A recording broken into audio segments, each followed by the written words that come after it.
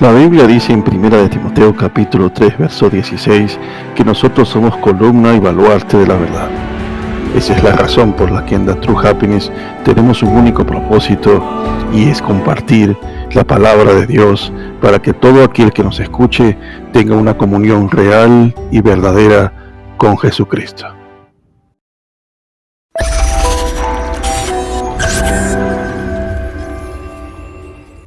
Estimados hermanos, bienvenidos a este nuevo tiempo de estudio bíblico verso a verso los días viernes. El día de hoy o en esta temporada estamos estudiando el libro de Primera de Juan. El día de hoy vamos a ver un nuevo estudio acerca de este libro. Nos vamos a enfocar en el capítulo 3 desde el versículo 11 al versículo 18 y vamos a hablar acerca de las características de los hijos de Dios. Antes de poder iniciar este estudio, los invito a que juntos podamos orar para pedirle a nuestro Señor que tome control de este tiempo. Padre nuestro que estás en los cielos, te damos gracias, bendito Dios, por este tiempo en el cual, Señor, tú, Señor, siempre nos has guiado hasta aquí, Señor, por medio de tu Santo Espíritu, de poder comprender tu palabra. Y te pedimos, Padre, el día de hoy no es la excepción, necesitamos de ti. Señor, sin ti no podemos hacerlo, sin ti no podemos entender, Señor, las Escrituras. Te pedimos que tú, Señor, nos des iluminación, Señor, a través de tu Espíritu Santo, para que podamos comprender cada palabra, cada versículo, Señor, de este libro y este pasaje. En el nombre de Jesucristo oramos, Padre bendito, y te pedimos todo esto, Señor. Amén. Bien, hermanos, entonces los invito a que puedan abrir sus Biblias junto conmigo en 1 de Juan capítulo 3, del versículo 11 al versículo 18. Me gustaría que a lo largo del estudio del día de hoy podamos estar atentos a cada uno de los versículos que voy a leer, para que puedan ustedes también estar con la Biblia y poder buscar el versículo. Vamos a empezar entonces con 1 de Juan capítulo 3, del versículo 11 al versículo 18. Dice así. Juan empieza diciendo: porque este es el mensaje que habéis oído desde el principio, que nos amemos unos a otros, ¿no? Esa es la primera parte, ¿no? Es la primera parte donde Juan nos está hablando acerca del amor. Y luego en el versículo 12, 13, 14 y 15, o versículo 12, vamos a ponerlo así, Juan nos dice, no como Caín, o sea, empieza a hacer una comparación, ¿no? O sea, primero nos dice que nos debemos amar unos a otros, y luego Juan se toma el tiempo de mencionar a Caín, ¿no? Y dice, no como Caín, que era del maligno, y mató a su hermano. ¿Y por qué causa le mató? Dice Juan. Porque sus obras eran malas y las de su hermano justas. Luego Juan, en el versículo 13, 14 y 15, dice, hermanos míos, no os extrañéis si el mundo os aborrece. Nosotros sabemos que hemos pasado de muerte a vida, en que amamos a los hermanos. El que no ama a su hermano permanece en muerte. Todo aquel que aborrece a su hermano es homicida. Y sabéis que ningún homicida tiene vida eterna permanente en él. En esto hemos conocido el amor, en que Él puso su vida por nosotros. También nosotros debemos poner nuestras vidas por los hermanos. Pero el que tiene bienes de este mundo y ve a su hermano tener necesidad y cierra contra él su corazón, ¿cómo mora el amor de Dios en él? Hijitos míos, no amemos de palabras ni de lengua, sino de hecho y en verdad. Entonces, en este pasaje, Juan nos va a enseñar grandes verdades, ¿no? Grandes principios para nosotros como hijos de Dios. Primero, voy a hacer un resumen, y voy a tratar de mostrarles una estructura en este pasaje, y luego voy a ir tocando parte por parte de esta estructura, pero más que todo para poder buscar un respaldo bíblico de estas ideas. O sea, que no solamente ver que Juan está dando estas enseñanzas en este pasaje, sino que las enseñanzas de Juan son respaldadas por toda la Escritura. Entonces vamos a empezar. Primero Juan, en el versículo 11, dice, porque este es el mensaje que habéis oído desde el principio, que nos amemos unos a otros, ¿no? Entonces Juan está diciendo, hay un mensaje que hemos oído desde el principio, no solamente desde el principio de la antigüedad, o sea, cuando el Antiguo Testamento nos enseñaba, lo hemos escuchado en los profetas, sino que también lo hemos escuchado desde el principio, desde el momento en que nosotros escuchamos el Evangelio de Cristo y se nos presentó que el sacrificio de Cristo era resultado del amor de Dios para con nosotros, ¿no? Hemos escuchado este mensaje, hemos escuchado que Jesús mismo lo dijo, que Jesús mismo mandó amarnos unos a otros, o sea que es algo de lo cual no podemos decir que no lo hemos escuchado. Y Juan está diciendo, debemos amarnos unos a otros. Primer principio. Los creyentes debemos amarnos unos a otros. Debe existir el amor. Luego Juan hace un contraste y dice, no como Caín, que era del maligno, ¿no? Prácticamente Juan es contundente, ¿no? No está diciendo que, bueno, mejor Caín era cristiano y como era cristiano, bueno, tuvo un mal día y por eso trató mal a Abel. No.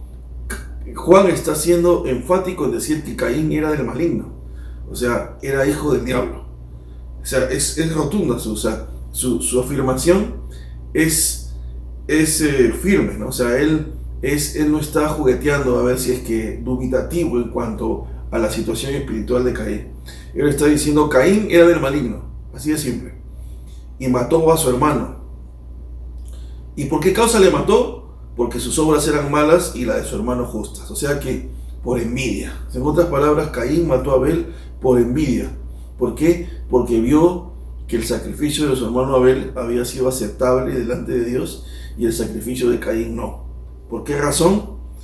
Por el simple hecho, y ahora lo vamos a mencionar también, por el simple hecho de que Abel, su sacrificio, que el sacrificio que él hizo a Dios estaba en base a lo que Dios había establecido, que el sacrificio tenía que ser por medio de sangre, de animales, pero Caín llevó una ofrenda de vegetales, y eso no era lo que Dios había mandado. Entonces, desde un comienzo, Caín estaba desobedeciendo los mandamientos de Dios. No había ley mosaica, o sea, la ley que Dios dio a Moisés en ese momento, pero ya había una ley. Dios había establecido un principio, y era que si querías hacer un sacrificio tenía que ser por medio de animales, a través de su sangre. Y Caín no hizo un sacrificio conforme a las indicaciones de Jehová o de Dios, sino que él hizo lo que él quería. Quiso adorar a Dios como él quería.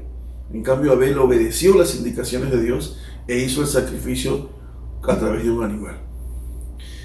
Obviamente Dios aceptó ese sacrificio de Abel, mas no el de Caín. Y Caín entró en celos, ¿no? Porque obviamente las obras de Abel eran buenas. Abel obedecía a lo que Dios mandaba y Caín era rebelde. Y entonces Caín mató a Abel. ¿Por qué? ¿Por qué causa le mató? No lo estoy diciendo yo, lo está diciendo la Escritura. Lo mató porque las obras de él eran malas y las de Abel eran buenas. Juan está diciendo, la Biblia es una revelación de Dios. ¿Quién está diciendo esto? Dios directamente. O sea, no estoy inventando yo el pasaje diciendo que Caín era malo y a lo mejor algunos sé que el hermano bien exagerado está diciendo que Caín era del diablo. El texto está diciendo, él era del maligno. ¿Y por qué lo mató? Por envidia. Lo mató porque simplemente Abel hacía las cosas bien y él hacía las cosas mal. Tercera parte, ¿no? Juan dice, después que Juan hace un contraste, dice, nos hace recordar que debemos amarnos unos a otros. Y hace el contraejemplo, ¿no? El mal ejemplo de Caín, que Caín no amó a su hermano, sino que tuvo envidia, lo aborreció porque las obras de Abel eran buenas y desobedeció la ley también, porque Dios había establecido algo para el sacrificio. Juan dice, hermanos míos, no os extraviéis si el mundo os aborrece. O sea, lo que está diciendo es, les estoy dando un ejemplo de que Caín aborrecía a Abel por el simple hecho de que Abel hacía el bien. Así que no te sorprendas ni te extrañes si el mundo no te quiere, si te aborrece, porque te acabo de decir que Caín aborrecía a Abel por el simple hecho de obedecer a Dios. Así que vas a encontrarte gente que te va a aborrecer por el simple hecho de creerte un aleluya, o te va a aborrecer por el simple hecho de que quieres meter a Dios en todos los aspectos de tu vida, ¿no? Hay personas que lo he escuchado, ¿no? Lo he escuchado muchas veces, que dicen, en todo metes a Dios, ¿no? Para la comida metes a Dios, para comprar metes a Dios, para hacer una evaluación de algo, metes a Dios. Todo metes a Dios. ¿Por qué eres fanático, no? ¿Por qué eres religioso? Entonces, obviamente, ahí te das cuenta que las personas que hacen ese comentario son personas que no han comprendido que lo de Gálatas 2:20, que dice, más ya no vives tú, más vive Cristo en ti.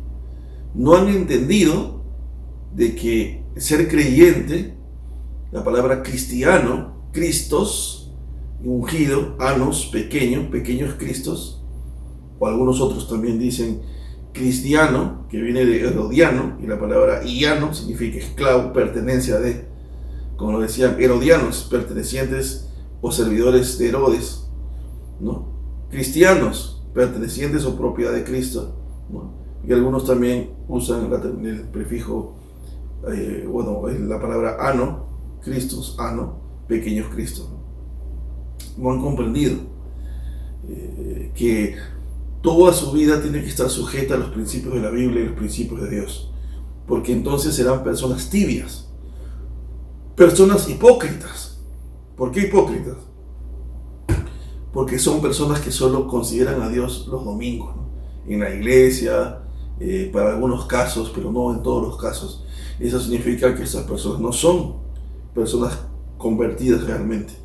Porque una persona que es convertida realmente a Cristo y le sirve a Cristo, tiene que considerar a Cristo en cada aspecto de su vida. Y cada aspecto de tu vida tiene que ser filtrado a la luz de las Escrituras. Y hay personas que tienen cólera a otras personas por el simple hecho de que otras personas tratan de hacer las cosas bien para agradar a Dios, los creyentes. Porque dice la Biblia que el principio de la sabiduría es el temor a Jehová, ¿no? Y si tú tienes temor a Jehová, o sea, tú quieres tener sabiduría, tú tienes que empezar a tener temor de Jehová. ¿Y qué significa temor? No significa miedo, significa respeto a su ley, respeto a lo que Él significa. Y la Biblia dice que donde hay dos o más reunidos en su nombre, Él está en medio de ellos. Y la Biblia dice que si hemos recibido el Espíritu Santo, la presencia de Dios está en nosotros, somos templo del Espíritu. Y si somos templo del Espíritu, entonces tenemos que considerar a Dios en cada momento. Y obviamente vamos a encontrar gente en el camino a la que no le vamos a caer bien por el simple hecho de ser creyentes, por el simple hecho no de ser perfectos, sino de que en nuestro corazón queremos agradar a Dios y no queremos ofender su ley. Y te vas a encontrar con gente a la que le vas a simpatizar, que te van a querer, pero también no te extrañe que te vas a encontrar con gente a la que le vas a caer mal, chinchosa, como dicen, ¿no? Cargosos, creídos, ¿no? Fanáticos, religiosos, creen que son perfectos, que no fallan, pero ese no es el punto, ¿no? El punto no es que no fallemos, el punto es que queremos con la ayuda del Espíritu Santo esforzarnos para agradar al Señor obedeciendo su ley. Y Juan está diciendo eso: hermanos míos, no os extrañéis si el mundo te aborrece. Nosotros sabemos que hemos pasado de muerte a vida y en que amamos a los hermanos. El que no ama a su hermano permanece en muerte. Juan está dando un indicador importante para saber si alguien es creyente o no, si alguien ya pasó de muerte a vida. Si tú odias a tu hermano, es el indicador. No lo estoy diciendo yo, hermanos, lo está diciendo la Escritura. No lo estoy inventando yo, lo están leyendo junto conmigo. Dice, hermanos, ¿no? Dice, nosotros sabemos que hemos pasado de muerte a vida. ¿En qué? ¿En qué significa la condicional? ¿Cómo vas a saber que has pasado de muerte a vida? Que no sigues viviendo en la muerte, que sigues estando muerto. O sea, en otras palabras, que no tienes a Cristo. En que no amas a tu hermano. Si tú eres una persona que no amas a tu hermano, y menos a tus hermanos físicos, o sea, de carne y sangre, entonces permaneces en muerte, dice el texto. Dice, el que no ama a su hermano permanece en muerte. El texto es contundente. No lo estoy inventando yo, lo dice la Escritura. Podemos decir todo lo que queramos, podemos decir somos cristianos, creo en Cristo, voy a la iglesia, me sé la Biblia de memoria, conozco todas las doctrinas, pero si no amas a tu hermano, sigues en muerte. Y el texto lo está diciendo claramente, no lo estoy diciendo yo. Entonces permaneces en la muerte. Y luego Pablo dice, todo aquel que aborrece a su hermano es homicida, y si lo aborreces, te conviertes en un criminal, un homicida. Y sabéis que ningún homicida tiene vida eterna permanente en él. sea, el texto es claro, ni siquiera tengo que usar el griego para eso. Es claro el texto. Dice, y luego Pablo, o sea, Juan está diciendo, ¿no? Primero Juan dice, desde el comienzo sabemos que debemos amarnos unos a otros. O sea, Juan está diciendo, esto que te estoy diciendo es un axioma, ¿no? Es lo que en matemáticas se le llama un axioma, ¿no? O sea, es algo que ya está establecido, es algo que ya se asume como verdadero, ¿no? O sea, Juan está diciendo, debemos amarnos unos a otros, y por eso te estoy diciendo que lo sabemos desde el principio. O sea, no te vas a poner a discutir conmigo, dice Juan, sobre la veracidad de lo que te estoy diciendo. Lo sabes desde un principio, sabes que debemos amarnos unos a otros, sabes que Cristo vino a hablar del amor, y que Cristo es la mayor representación del amor de Dios para la humanidad. Entonces, te estoy diciendo esto primero para que entiendas de que yo no te tengo que demostrar eso, ya tú lo sabes. Es lo que Juan está diciendo. Y luego Juan dice, no voy a ser como Caín, ¿no? Que aborreció a su hermano y lo mató por el simple hecho de que su hermano hacía las cosas bien y él hacía las cosas mal porque no quería obedecer a Dios.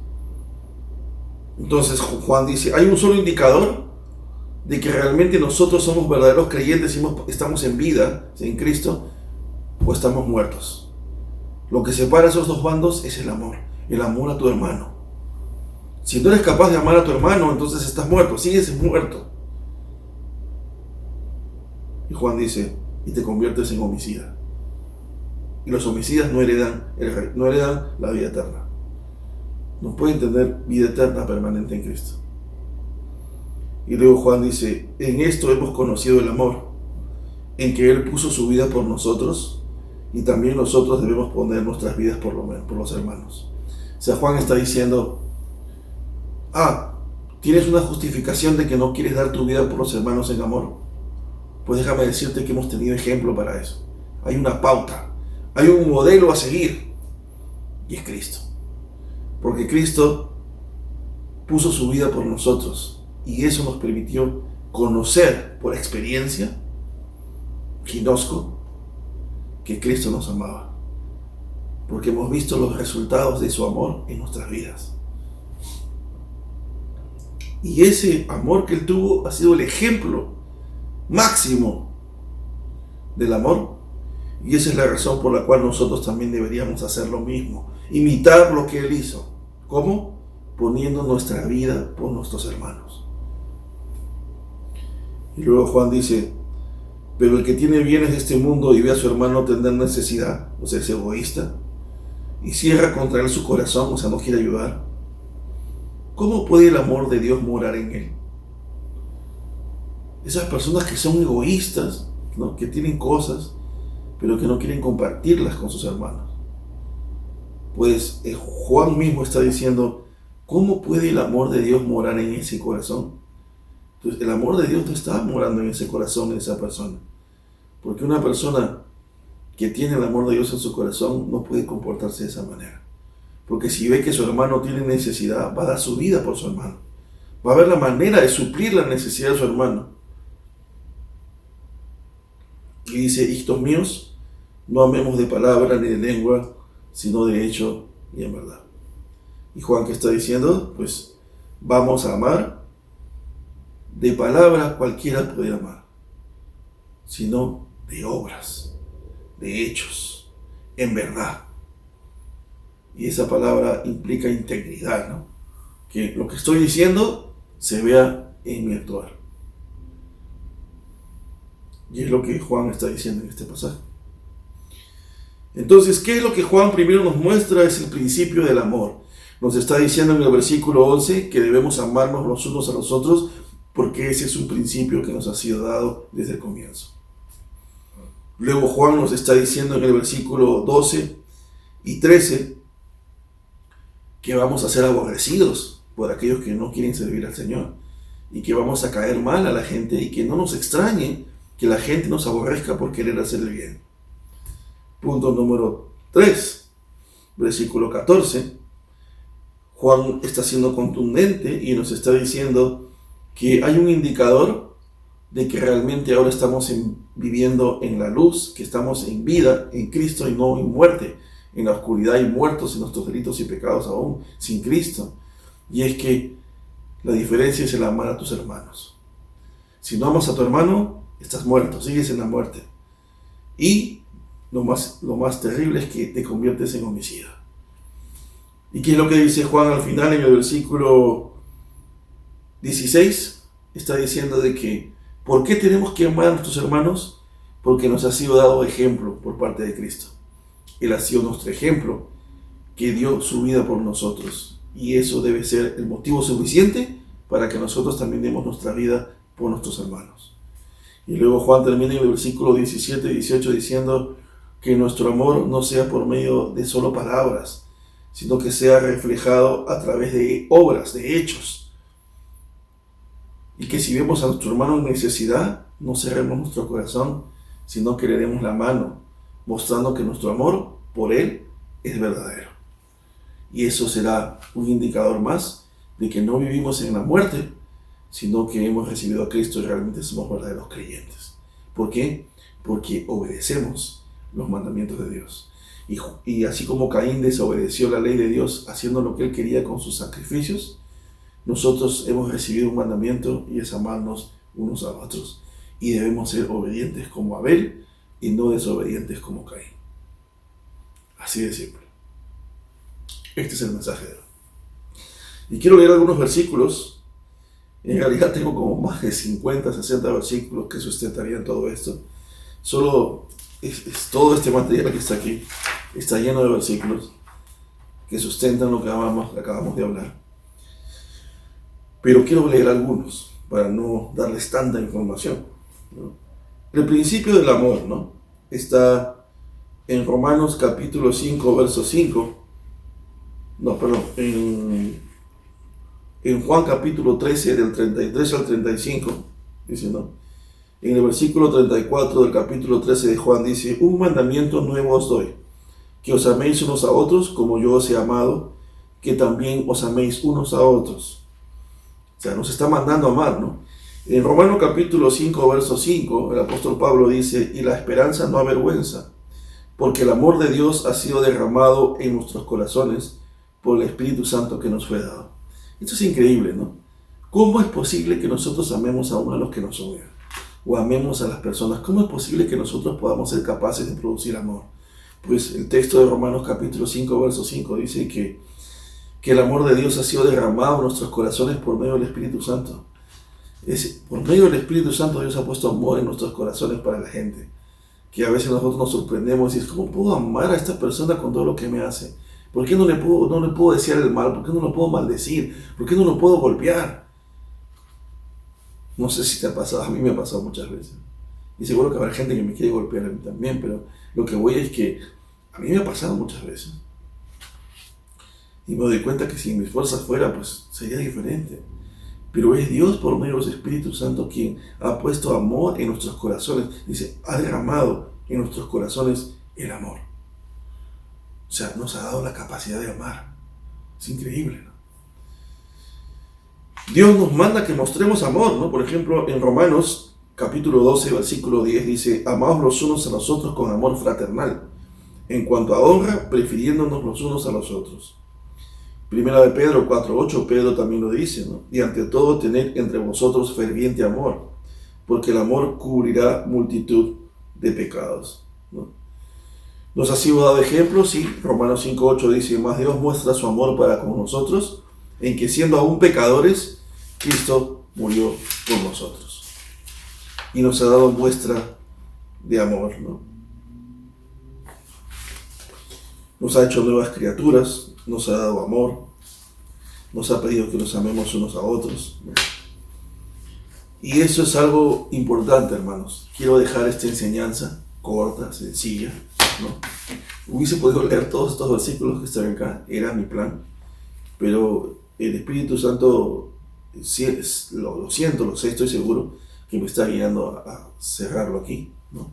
Creo que he sido claro en el mensaje, en la estructura del pasaje, y creo que ha quedado claro en tu corazón de que tenemos que amar, porque no solo es un mandato, y lo conocemos, no hay justificación. Sabemos que Dios nos ha mandado a amarnos unos a otros y tenemos que amarnos unos a otros, no solo porque es un mandato, sino porque espiritualmente nos ha sido dada la capacidad de amar. porque el amor de Dios ha sido derramado en nuestros corazones por medio del Espíritu Santo. Y si realmente tú has creído en Cristo y eres salvo, tú has sido sellado con el Espíritu Santo y Dios ha puesto en ti la capacidad de amar, aún a los que te hacen mal. Pero si tú no amas y odias y aborreces a tu hermano, entonces yo te invito a que te arrepientas, a que dobles tus rodillas y pidas perdón a Dios, porque eso significa de que sigues viviendo en la muerte y no has pasado de las tinieblas a la luz admirable. Y necesitas arrepentirte de tus pecados y necesitas pedirle perdón a Dios, porque si no le pides perdón a Dios te convertirás en un homicida, y los homicidas no heredan el reino de Dios. ¿Por qué? Porque significa que están muertos aún en sus delitos y pecados y no han alcanzado salvación. Y aunque no soy yo quien para juzgar a nadie si que alcanzaste salvación o no, porque yo la he recibido por gracia, pero el pasaje es contundente en decir que aquellos que no aman a sus hermanos siguen muertos. Y por lo tanto los muertos se convierten en los que aborrecen a sus hermanos se convierten en homicidas. Y los homicidas no pueden permanecer en Cristo. Y ese es el pasaje, hermanos. Y Juan nos está diciendo, no solo por hacer el bien vamos a ser aborrecidos, y es cierto, pero aún en medio de todas esas cosas debemos seguir el ejemplo de Jesús, que es el máximo ejemplo del amor. Él nos ha amado, aun siendo pecadores, entregó su vida por nosotros, y eso debe ser el mayor modelo a seguir para que nosotros también amemos a nuestros hermanos cuando ellos tengan necesidad, y no cerrarles nuestro corazón, sino mostrarles el amor de Dios, no en palabras, sino en obras y en verdad. Vamos a orar, hermanos. Dios los bendiga. Padre nuestro que estás en los cielos, te damos gracias por este tiempo, Señor. Te pido en el nombre de Jesús, bendiga, Señor, a mis hermanos que están presentes y hagas que esta palabra dé fruto en sus corazones y en el mío. Ayúdanos a seguir viviendo para ti y a seguir creciendo en amor por medio de tu Santo Espíritu, para que podamos amar a nuestros hermanos y aún, Señor, orar, amar, hacer el bien y bendecir a los que nos maldicen y nos tratan mal. Te lo pedimos en el nombre de Jesucristo. Amén. Hermanos, un placer. Dios los bendiga y nos vemos la siguiente semana. Hasta la próxima.